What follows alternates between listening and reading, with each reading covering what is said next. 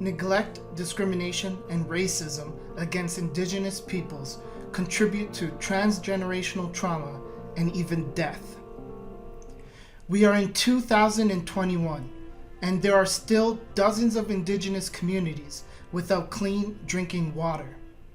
The neglect, discrimination, and racism continues in its various forms. When it comes to traditional Indigenous clothing and art, Indigenous people are very creative. A 10-year-old Indigenous girl, Isabella Kulak, was shamed by a staff member of a school for wearing a traditional Indigenous ribbon skirt. How backwards is this society, that a school staff is the one doing the school bullying? We also saw blatant racism with the death of Joyce Echaquan.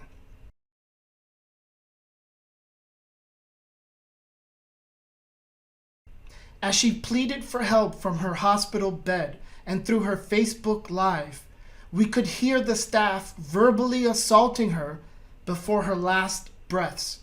7 children will no longer have a mother because of the racism embedded in the very same system that is supposed to be providing health care. When it comes to the different issues Indigenous people face, suicide rate is arguably at the top.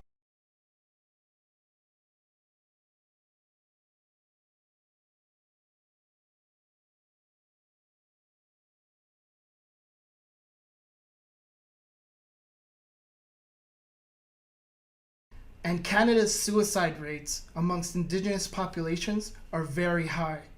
From 2011 to 2016, the suicide rate amongst First Nations people was 24.3 deaths per 100,000 persons, roughly understood as the number of deaths per year per person, and it was 3 times higher than among the non-Indigenous population.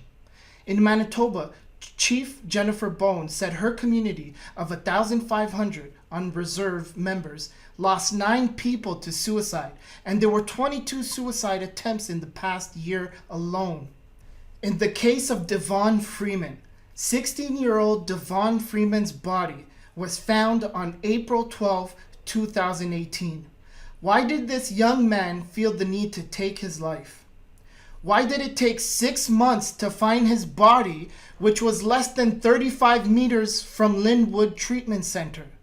His body was found hanging from a tree 6 months later after his death. Maybe this was indicative of the lack of care from our society, and one has to wonder how long it took before anyone actually took notice. I worked in Flamborough, Hamilton, and it feels like the area is a bit rural and possibly disconnected.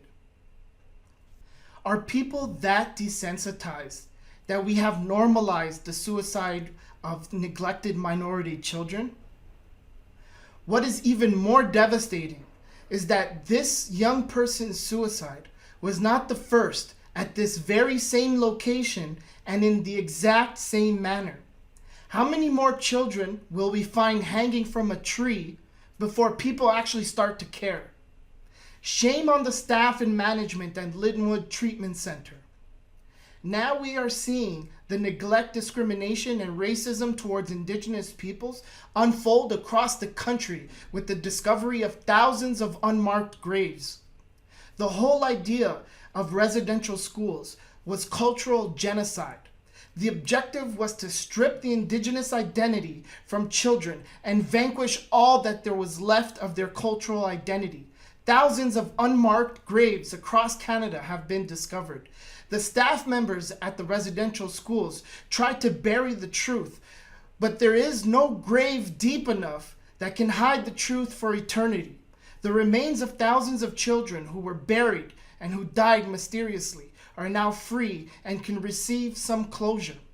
What other truths were buried in Canada's dark past waiting to be discovered? How many more deaths will we see before Canada starts to reverse the effects of neglect, colonization, and racism still prevalent today?